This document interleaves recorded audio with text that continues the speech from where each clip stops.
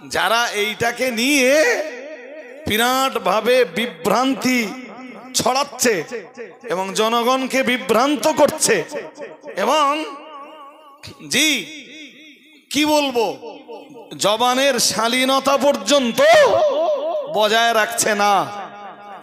একটা কথা বলুন তো ভাই, যে তাদের ভক্তির, তাদের দলের, তাদের ভালোবাসার লোকে কেউ একজন বললে যে এই পৃথিবীতে আল্লাহ আমাদের সব জন্ম দিয়েছেন, বাংলার মাটিতে দাঁড়িয়ে কেউ যদি নিজের গোষ্ঠীর বর্তমান সময়ে, বর্তমান কন্ডিশন বা বর্তমান সময়ে কেউ যদি নিজ গোষ্ঠীর কোনো কথার প্রতিবাদ প্রথমবার করে থাকে তো বাংলার মাটিতে দাঁড়িয়ে আমি প্রতিবাদ করেছি।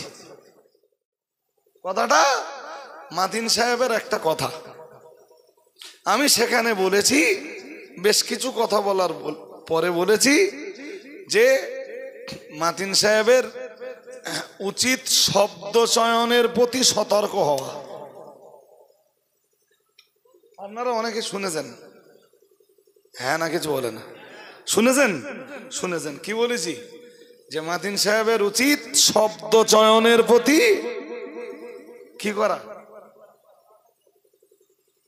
ওতে হবে না কাপের ফতোয়া দিতে হবে। আমি কি গুমলা?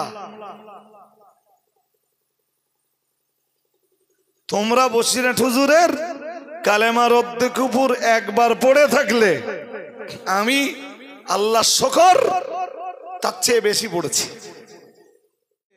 মুহাদ্দিসরা যদি জানতে পারতেন সামনে একটা যুগ আসতেছে, টিউটরের যুগ, ইউটিউবের যুগ, সোশ্যাল মিডিয়ার যুগ, ফেসবুকের যুগ, মেসেঞ্জারের পিরিয়ড, হোয়াটসঅ্যাপের পিরিয়ড, আর সেগুলোই হাত দিয়ে এরম করে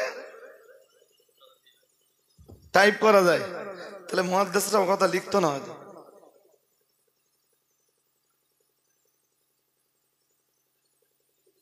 চট করে একটা তহমত দিয়ে দিলে,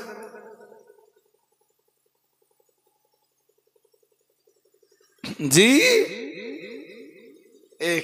কে যে দেখছিলাম কমেন্ট করেছে একজন, আরে বাংলার মাটিতে দাঁড়িয়ে কেউ যদি নিজের গোষ্ঠীর বর্তমান সময়ে, বর্তমান কন্ডিশন বা বর্তমান সময়ে কেউ যদি নিজ গোষ্ঠীর কোনো কথার প্রতিবাদ প্রথমবার করে থাকে তো বাংলার মাটিতে দাঁড়িয়ে আমি প্রতিবাদ করেছি।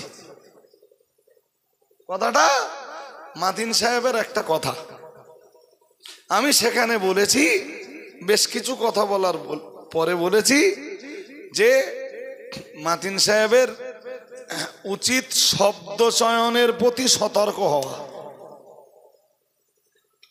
আপনারা অনেকে শুনেছেন, হ্যাঁ না কিছু বলে না, শুনেছেন? শুনেছেন কি বলেছি? যে মাতিন সাহেবের উচিত শব্দ চয়নের প্রতি কি করা, ওতে হবে না কাপের ফতোয়া দিতে হবে। কি ফতোয়া দিতে হবে? হ্যাঁ, আমি কি গুমলা? তোমরা বসিরহাট হুজুরের কালেমা রদ্দে কুফর একবার পড়ে থাকলে আমি আল্লাহ শুকর তার চেয়ে বেশি পড়েছি।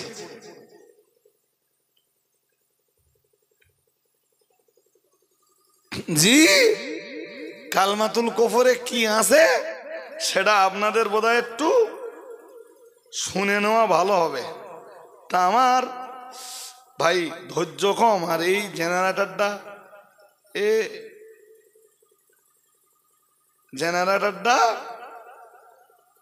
একভাবে আওয়াজ দিয়ে যাচ্ছে, এই আওয়াজে সত্যি কি কিছু করার নেই তো ভাই।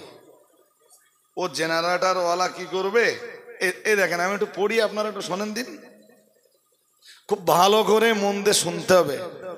বসিরহাট পীর সাহেব কেবলা লিখছেন, যদি কেহ বলে হযরত মুহাম্মদ সাল্লাল্লাহু আলাইহি ওয়াসাল্লাম ছোট দরবেশ ছিলেন, ব্যারাকেট দিয়ে, দুই দিক দিয়ে ব্যারাকেট দিয়ে লিখছেন ফকির কিংবা ভিক্ষুক ছিলেন।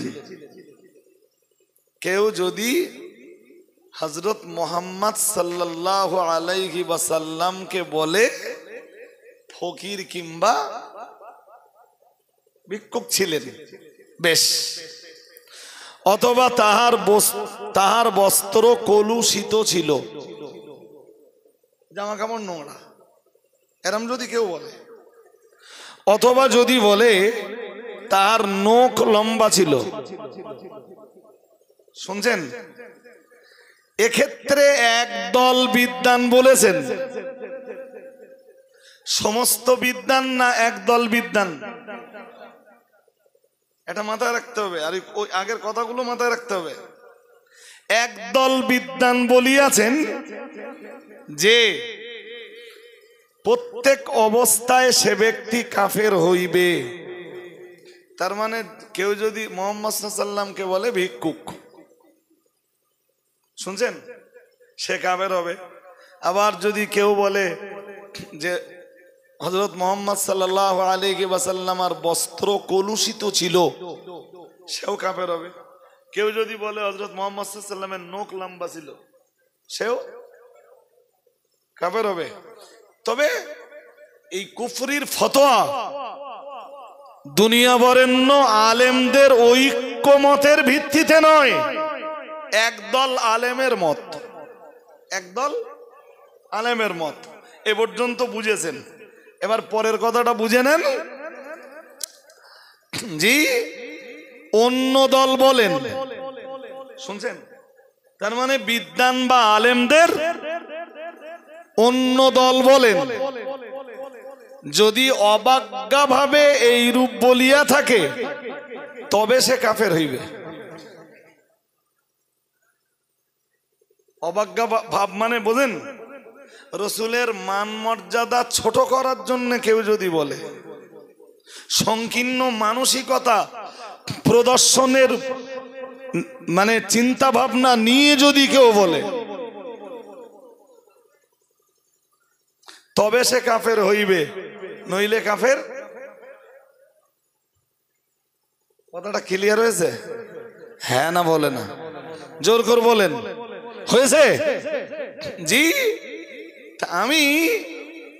আমি বোধহয় প্রথম ব্যক্তি বাংলায় বর্তমান সময়ে যে নিজের সংগঠনের, নিজের ভালোবাসার, ভক্তির, মহব্বতের, বিরাট শ্রদ্ধার, এরপরেও জি অন ক্যামেরায় তার বক্তব্যের প্রতিবাদ করেছি না করিনি? আচ্ছা বলেন তো, এই যারা এইটাকে নিয়ে বিরাট ভাবে বিভ্রান্তি ছড়াচ্ছে এবং জনগণকে বিভ্রান্ত করছে এবং জি কি বলবো, জবানের শালীনতা পর্যন্ত বজায় রাখছে না, একটা কথা বলুন তো ভাই, যে তাদের ভক্তির, তাদের দলের, তাদের ভালোবাসার লোকে কেউ একজন বললে যে এই পৃথিবীতে আল্লাহ আমাদের সব জন্ম দিয়েছেন, বলেছে না বলিনি? জোর করে বলে না? কেউ প্রতিবাদ করেছে? বেশি করতে হবে না, অন্তত আমি যেটুকু প্রতিবাদ করেছি ওইটুকু প্রতিবাদ কেউ করেছে? কত হুজুর রয়েছে জি হাদিস নয়, অথচ হাদিসের নামে চালিয়ে দিচ্ছে, আছে না নেই? তো তাদের দলের কেউ কোনোদিন প্রতিবাদ করেছে? কেউ করিনি। তাই আমি ভাবছিলাম ভাই, যে বর্তমান সময়ে আমি বাংলার এমন এক পার্সন যে আমার গোষ্ঠীর, আমার সম্প্রদায়ের, আমার সমগোত্রের, আমার সংগঠনের কেউ একজন শব্দ চয়নে মিসম্যানেজ করেছেন। শুধু মাতিন সাহেব ওই কথাটা বলেছিলেন না আরো কিছু কথা বলেছিলেন? কি কি ছিল বলেন দিন দেখি একটু।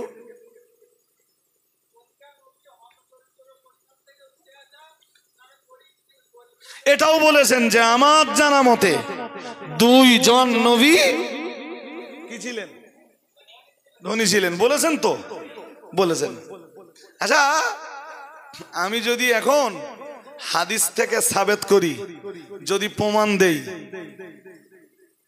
জি যদি প্রমাণ দেই, সাপোজ হাদিস তাফসীর থেকে যদি আমি প্রমাণ করি, যেমন হযরত নবী ইব্রাহিম আলাইহিস সালাম রাজমিস্ত্রির কাজ করেছেন,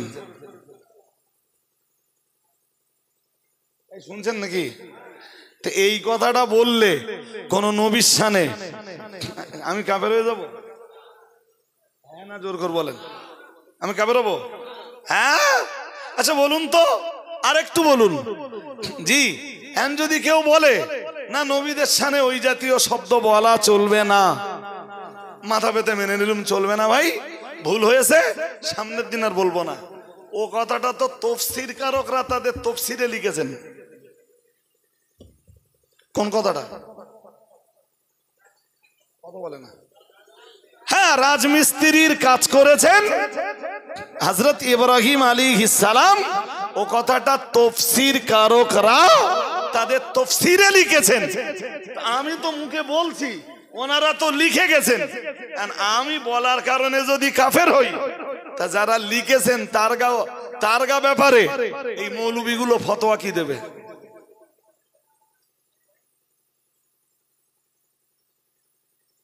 আমার কথা বুঝেননি? হ্যাঁ, এবার আমার কাছে জেনে নেন। ওই কথাটা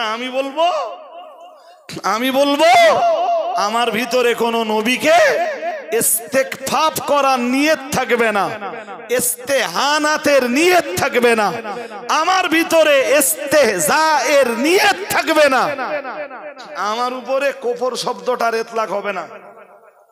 কিন্তু ওই কথাটাই ইব্রাহিম আলাইহিস সালামের নামে কেউ অবজ্ঞা করে বলবে, জি, তখন সে কাফের হয়ে যাবে।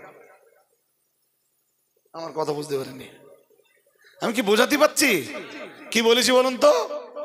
ওই কথাটাই কেউ অবজ্ঞাবশত বলবে। ধরুন এই ভাই সাহেব একটা লোককে বললো, জানিস হযরত নবী ইব্রাহিম আলাইহিস সালাম জাতির পিতা ছিলেন। কি ছিলেন? হ্যাঁ, জি। পরে আবার বললেন তিনি কাবা ঘরের দেওয়াল উঁচু করেছিলেন। কাবা ঘরের তো যে লোকটা শুনছে সে চট করে বলল হ্যাঁ, তোমাদের ভাষায় ওইসব রাজমিস্ত্রিরাই জাতির পিতা। বলে না, একটু জোর করে বলো। এরকম অবজ্ঞা ভরে অবমাননা করবার জন্যে, ছোট করবার জন্যে, জি, হাকারতের নিয়তে কেউ যদি ইব্রাহিম আলাইহিস সালামকে বলে যে তিনি রাজমিস্ত্রির কাজও করেছিলেন, আর তাতে তার উদ্দেশ্য যদি হয় তাকে ছোট করা, তার মর্যাদাকে হালকা ভাবে নেওয়া, তখন সে কাফের হয়ে যাবে। কথা বোঝাতে পারছি নাকি? হ্যাঁ না বুঝতেছেন না? অসুবিধা হচ্ছে? আরো বিস্তার বুঝতে গেলে ভাই সময় লাগবে। এই যে আমার হাতের দিক তাকান, 2 ঘন্টা। কত 2 ঘন্টা। জি, আমি একদম দলিল আদেল্লা ভিত্তিক বিষয়গুলো বুঝিয়ে দেব। এই সাম্প্রতিক সময়ে একজনকে বললাম, শুনলাম বললে নবীর শানে ইয়াতিম শব্দটাও ব্যবহার করা যাবে না। আসসালামু আলাইকুম। স্টেজে এই একটু বাদে নামবো, নাম্বার টাইম হয় ভাব প্রায়। জি, বলল এতিম শব্দটা নবীর শানে ব্যবহার করা যাবে না। হুজুরের যেটা মনে হয়েছে হুজুর সেইটা বলেছে, আল্লাহ তাকে বুঝদান করুন, বলো না আমিন। এখন তো ভাই এসব জিনিস আর বই টই পড়ে বলা লাগে না, শুনছেন নাকি? এসব জিনিস বই টই পড়ে বলুন বলা লাগে না। এই যার যেটা মনে হচ্ছে সে তখন স্টেজে উঠে সেইটা বলতে যে এইটা হতে পারে, যে এই শব্দটা নবীর শানে বলা। হ্যাঁ, ও মনে মনে যেটা করতেছে মনে করতে এইটাই হতে পারে। জি হাজেরিন, আমি বক্তব্যের একদম শেষ লগ্নে, একটু কাজ রয়েছে কমিউনিটির, তবে সে কাজের ধৈর্য আমার নেই। তবু এরা আমাকে বলেছে, অ্যাভয়েডও করতে পারিনি যেটা বলছিলাম। আচ্ছা বলুন তো, কোরআনে আছে, আল্লাহ বলেন সূরাতুদ দোহায়, আলাম ইয়াজিদিকা ইয়াতীমান ফাআওয়া, মহান আল্লাহ জানিয়েছেন তিনি কি আপনাকে এতিম অবস্থায় পাননি। তিনি মানে আমার আল্লাহ, তিনি মানে মহান আল্লাহ বললেন আল্লাহ কি আপনাকে এতিম অবস্থায় পাইনি। তার মানে ও নবী, আমি আল্লাহ পাক আপনাকে কি এতিম অবস্থায় পাইনি। আপনার ভূমিষ্ঠ হওয়ার আগেই কি আপনার পিতার ইন্তেকাল হয়ে যায়নি। ও বাবাজিরা ভাইরা, দুনিয়া বরেণ্য মুফাসসিরিনে এজামরা পরিষ্কার করে তারা লিখেছেন নবী মুহাম্মদুর রাসূলুল্লাহ সাল্লাল্লাহু আলাইহি ওয়াসাল্লামের ভূমিষ্ঠ হওয়ার আগেই তার আব্বা আব্দুল্লাহর ইন্তেকাল হয়েছে। আল্লাহ পাক রব্বুল আলামিন ওই আয়াতের দিকে ইঙ্গিত করে ওইটাই বলছেন নবীকে। মহান আল্লাহ বললেন আলাম ইয়াজিদিকা ইয়াতীমান ফাআওয়া, আল্লাহ পাক রব্বুল আলামিন জানিয়েছেন তিনি কি আপনাকে এতিম অবস্থায় পাননি। ফাআওয়া, তিনি তো আপনাকে আশ্রয় দিয়েছেন। একটু মন খুলে বলেন, এবার বলুন নবীকে এতিম বলছেন কে? বলুন বলুন, নবীকে এতিম বলছেন কে?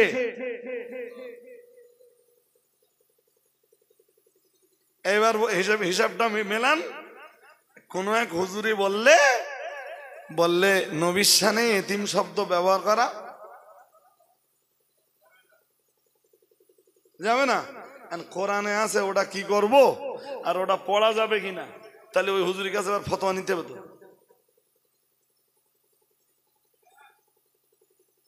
বলার সময় বলো সূরা দোহার ভিতরে নবীর শানে এতিম শব্দ আছে? জি হুজুরির তা জানা নেই, স্মৃতিতে থাকবে কি?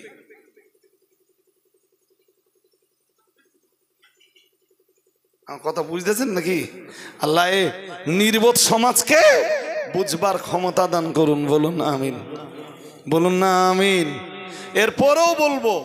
এরপরেও বলবো নবীদের ক্ষেত্রে সবসময় শব্দ চয়ন করতে হবে খুব খুব বুঝে, খুব ভেবে। আমার কথা কি বুঝতেছেন? আমি হই, আপনি হন, আর একজন হন। নবীরা বেগনা নিষ্পাপ, তাদের পরশ পেয়ে তাদের সোহবতে এসে মানুষ ভালো হয়েছে, জান্নাতের রাস্তা পেয়েছে। জি জাহান্নামের রাস্তা থেকে তারা নিষ্কৃতি পেয়েছে। সুবহানাল্লাহ। আর একটু মন খুলে বলুন। সুতরাং সব সময় নবীদের ক্ষেত্রে শব্দ চয়নের ব্যাপারে কি, হ্যাঁ সবসময় সাবধান, সব সময়। এবার ভাই 2 ঘন্টা আমরা কথা বলি, কখনো স্লিপ অফ টার্ন হয়, কখনো মিসম্যানেজ হয়, কখনো ব্রেন ডেলিভারি দেয়, জবান ঠিকঠাক ডেলিভারি দিতে পারে না। ব্রেন ঠিক ডেলিভারি দিয়েছে বাট জবান ঠিকঠাক ডেলিভারি দিতে পারিনি, তখন সমস্যা এসে হাজির হয়। জি আর ক্যামেরা তো সবসময় ওপেন। আপনি এসে 2 ঘন্টা কথা বলেন এই ক্যামেরার সামনে, আপনার কথাও কিছু না কিছু অসঙ্গতি থেকে যাবে। এ যাবে না? হ্যাঁ জি বলুন। নবীর শানে, নবীর শান মান ছোট করার নিয়ত নিয়ে কেউ যদি নবীর শানে জি রাখাল শব্দ ব্যবহার করে, ওর ঈমান থাকবে না? যাবে না? সম্মান ছোট করার মানসিকতা নিয়েই সে বলেছে, অথবা এমন ভঙ্গিমা দেখিয়েছে যাতে বোঝাই যাচ্ছে সে রসুলকে অবজ্ঞা করতে চাইছে।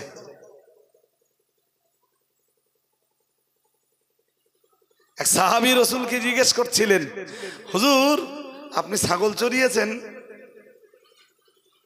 রসুল বললেন, আমি শুধু কেন, হাল মিন নাবিয়্যিন ইল্লা রাহা। রসুল বললেন, আমি শুধু কেন, তাম পৃথিবীর সকল নবী রসুলরাই ছাগল চড়িয়েছেন।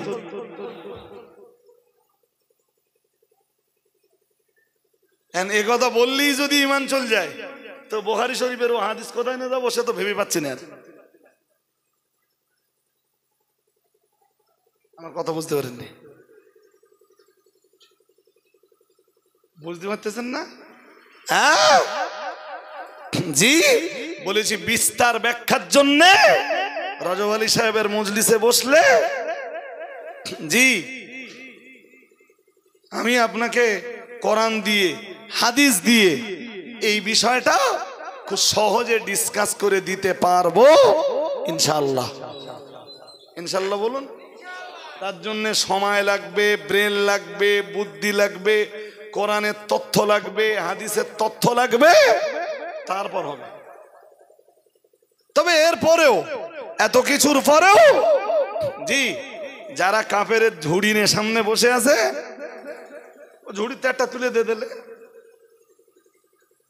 আমার কথা বুঝতে পারেননি? জন তন একটা তুললে দিয়ে দিলে ও কাফের হয়ে গেছে। কাফের টাকায় 5টা একটা ফ্রি, তাই না? কিছু বলে না।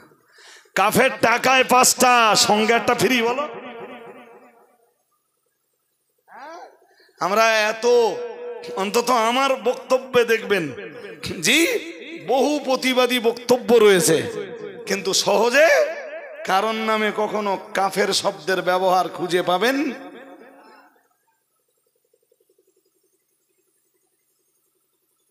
আমার কথা বুঝতেছেন? আল্লাহ বুঝবার ক্ষমতা দান করুন, বলুন আমিন, বলুন না আমিন।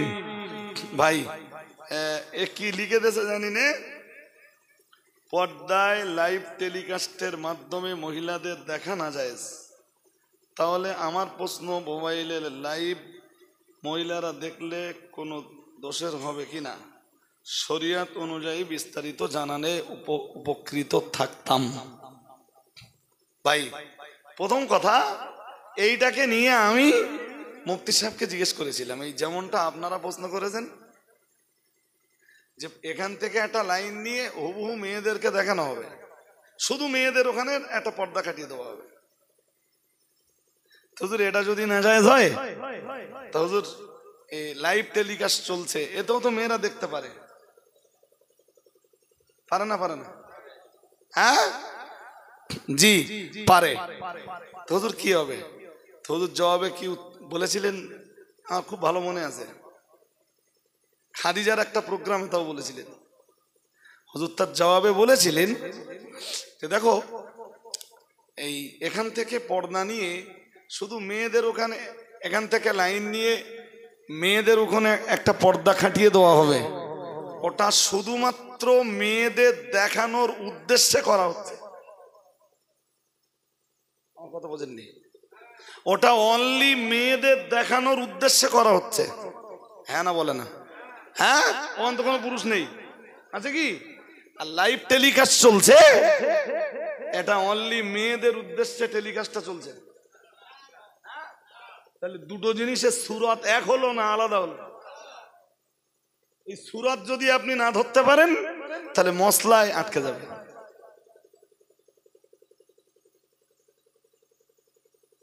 বিষয়টা ক্লিয়ার হয়েছে? হয়েছে।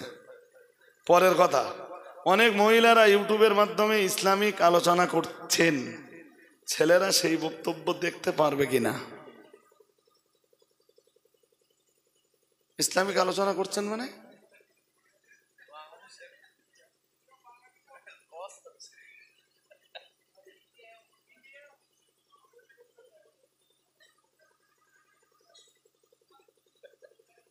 কঠিন প্রশ্ন ভাই। প্রশ্নটা আমার কাছে উত্তর না নিয়ে আমার চেয়ে যোগ্য যারা আছেন তাদের কাছ থেকে নিলে ভালো হবে। বুঝতে পারেননি? জি, আমি বহু ক্ষেত্রে অপারগ হয়ে যাই। অপারগ মিন্স হযরত ইমাম মালিককে প্রশ্ন করলে ইমাম মালিক সহজে উত্তর দিতেন না। বহু প্রশ্নের উত্তর এড়িয়ে যেতেন। জিজ্ঞেস করলে বলতেন, কখনো জিজ্ঞেস করা হতো, হুজুর এই অর্ডিনারি প্রশ্নের জবাব আপনি দিলেন না। হযরত ইমাম মালিক বলতেন, বাবা তোমাদের কাছে প্রশ্নটা অর্ডিনারি, কিন্তু আমার কাছে অর্ডিনারি নয়। তো কেন? তাহলে কেউ আমাকে প্রশ্ন করলে উত্তর দেওয়ার আগে আমার সামনে জান্নাত আর জাহান্নাম ভেসে ওঠে। শুনছেন নাকি? কি ভেসে ওঠে? আমার শুধু ভয় হয় যদি ফতোয়ার জবাবে কিছু ভুল করে ফেলি, আমাকে ওই জাহান্নামের আগুনে জ্বলতে হবে। শুনছেন নাকি? জি, তবে এ কথাটা স্পষ্ট, এ কথাটা এ বিষয়টা একদম ক্লিয়ার যে মেয়েরা মেয়ে মহলে বক্তব্য দিতে পারবে। শুনছেন নাকি?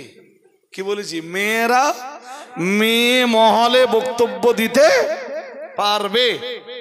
রসুলের যুগে মেয়েদের ভিতরে হযরত আসমা বিনতে ইয়াজিদ রসুলের কাছে ওয়াজ শুনে নারী সমাজের কাছে যে ওয়াজ করতেন, সেখানে পুরুষেরা থাকতো না। সুবহানাল্লাহ। যে কারণে আসমা বিনতে ইয়াজিদের নাম হলো খাতিবাতুন নিসা, মেয়েদের বক্তা। মেয়েদের বক্তা। বাংলাদেশ বলি আর আমাদের ইন্ডিয়াতে বলি, হয়তো মেয়েদের কোনো প্রোগ্রাম হয়েছে, আমার কথা বুঝতেছেন নাকি? মেয়েদের জন্য হয়েছে।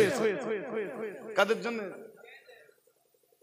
তো এমনি সচরাচর ভাই মেয়েরা মসলা মাসাইল বলি, কোরআন হাদিসের তথ্যের ব্যাপারে বলি, আজকের পিরিয়ডে যতটা খবর রাখে তার চাইতে পুরুষেরা অনেক বেশি খবর রাখে। হ্যাঁ না বলবেন তো? এরপরেও মেয়েদের বক্তব্য লাইভ টেলিকাস্টে শুনতে যাওয়া মানে সেখানে উদ্দেশ্য আলাদা থাকতে এই হেতু এই চিন্তাতে দূরে থাকাটা বাঞ্ছনীয়। আমার কথা বুঝতেছেন না? এবার বলতে পারেন, হুজুর তাহলে আপনাদের প্রতিষ্ঠানে মেয়েরা হাদিস পড়ে কেন? প্রশ্ন আসবে না? আসবে না? আসবে। আজ না জগালু কাল জগাবে, আপনারা বাংলা করলু কেউ না কেউ বার করবে। জবাবটা শুনে নেন ভাই। কোরআন এবং হাদিস শিক্ষার ক্ষেত্রটা সম্পূর্ণ ভিন্ন। রসুলের বহু মহিলা সাহাবীরা রয়েছেন, সাহাবিয়ারা রয়েছেন। আম্মাজানদের কথা আপনি ছেড়েই দেন। আম্মাজানদের কথা বললে আর এক শ্রেণীর লোকেরা বলবে তারা মা ছিল, মা ছেলের সঙ্গে কথা বলেছে, তাই বলছে তো। হ্যাঁ না বলে না? তা আমাদের আম্মাজানরা ছাড়াও রসুলের আরো বহু মহিলা সাহাবিয়ারা ছিলেন না ছিলেন? তারা রসুলের কাছে হাদিস শুনতেন, আর তাদের কাছে আবার হাদিস শিখবার জন্য আসতেন পুরুষের দল। কারা আসতেন? পুরুষের দল তাদের কাছে হাদিস শুনতেন। আমি লম্বা করে বলবো না, শুধু বলেই যখন ফেলেছি তাহলে একটা দুটো দৃষ্টান্ত একটু দিলে ভালো হয়, নইলে সময় নেই ভাই। আর আমি কারেকশন বলো 5-7 মিনিটের বেশি করব না, তাকও তো কম দেহে। জি, খুব বেশি হলে 2-3টে বিষয় একটু বলবো, 2-3টে বিষয় একটু আপনাদেরকে ধরিয়ে দেব। শুনুন, প্রথমত একজনের নাম বলি, হযরত উম্মে আতিজা আল আনসারিয়া, নাম শুনছেন? উম্মে আতিয়া আল আনসারিয়া, উনি একজন মহিলা সাহাবিয়া, মহিলা সাহাবিয়া। উনি হাদিস শুনেছেন রসুলের কাছে। এবার মজার ব্যাপার, ওনার কাছে কারা হাদিস শুনছে শোনেন। মোহাম্মদ ইবনু সিরিন, সুবহানাল্লাহ। বলুন ছেলে না মেয়ে? জোর করে বলে না, ছেলে। হাদিস শুনছেন কার কাছে? মহিলার কাছে, উম্মে আতিজা আল আনসারিয়ার কাছে।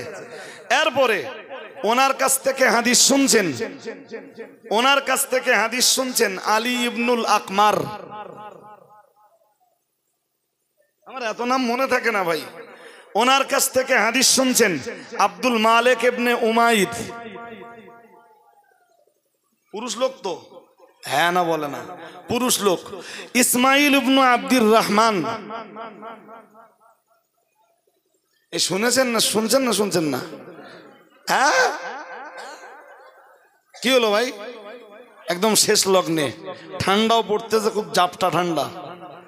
জি, একদম শেষ লগ্নে হযরত উম্মে আতিয়া আল আনসারিয়ার কাছে হাদিস শুনেছেন ইসমাইল ইবনে আব্দুর রহমান।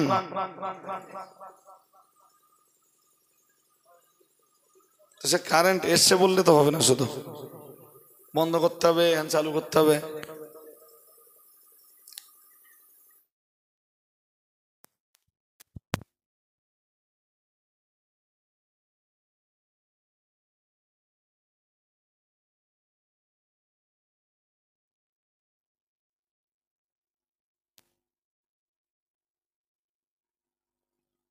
করবে তো।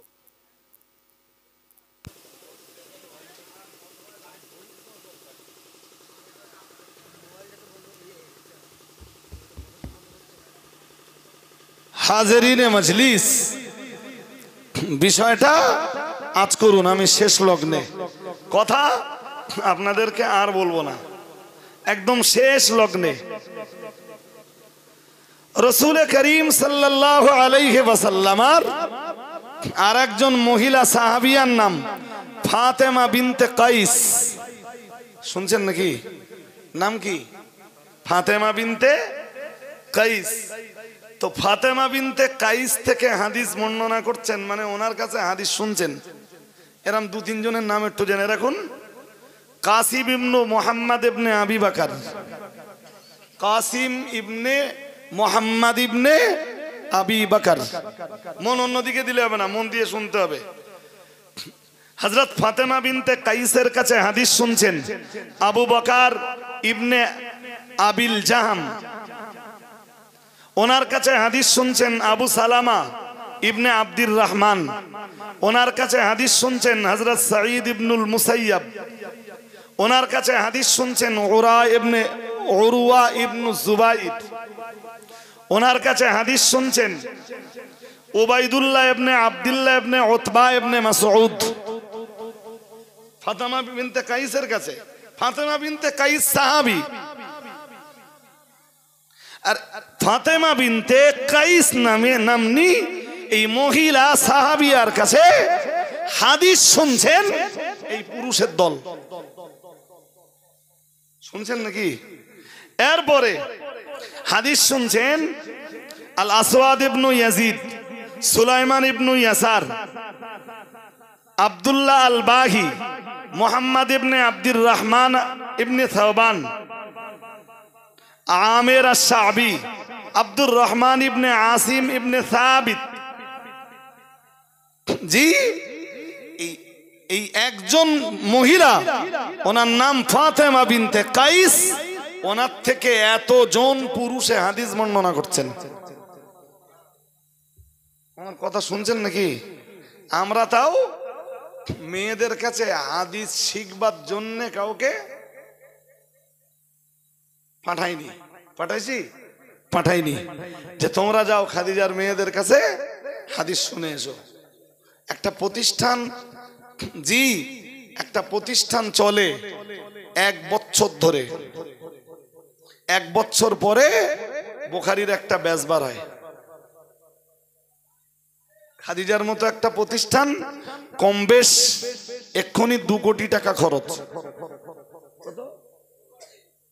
জি, 2 কোটি টাকা খরচ করে 1 বছরে 66টা মেয়ে মৌলানা ফারাগাত হলো।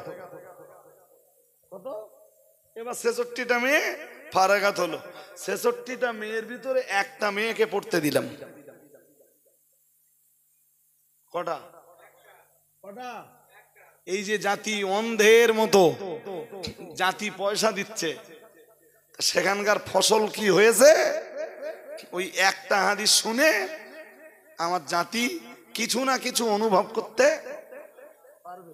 বাকি আমার জাতিকে আমরা মেয়েদের কাছে তালিম নেওয়ার জন্য পাঠাইনি। পাঠিয়েছি? কথা বলে না। পাঠিয়েছি? হ্যাঁ, পাঠাইনি। কখনো বলিওনি যে আমাদের মেয়েদের কাছে আপনারা হাদিসের জ্ঞান জোগাড় করুন। বলেছি? খাদিজা থেকে এ পর্যন্ত যেসব মেয়েরা বেরিয়েছে সারা বাংলা জুড়ে কোন রেকর্ড আছে যে কোন মহিলা স্টেজে উঠে ওয়াজ করেছে? করেছে? জি।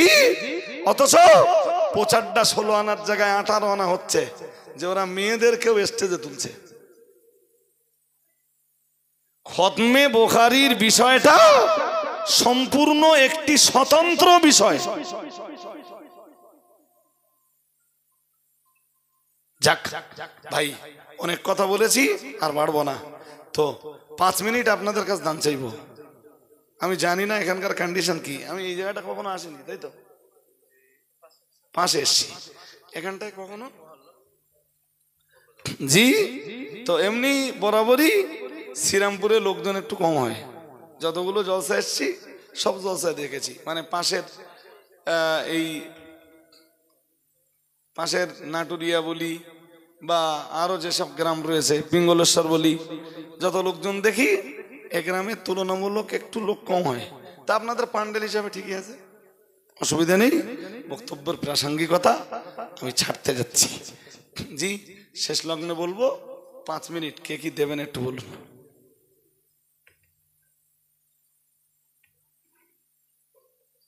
কি কালেকশন কি হয়? প্লাস্টার আর রং, এছাড়া অন্য কিছু না তো? এছাড়া অন্য কিছু না তো? দেনা আছে অনেক টাকা মসজিদের। এই শুনছিলাম মসজিদের বয়স বেশি না। জি। তো আলহামদুলিল্লাহ, আপনারা আপনাদের মতো মসজিদ গড়ে নিয়ে ইবাদত করছেন, নিশ্চয়ই ভালো দিক। তো মসজিদের ঋণ তো শুধতে হবে, যারা দায়িত্ব নিয়ে ঋণ করেছে। তো 1000 টাকা একজন দেবেন।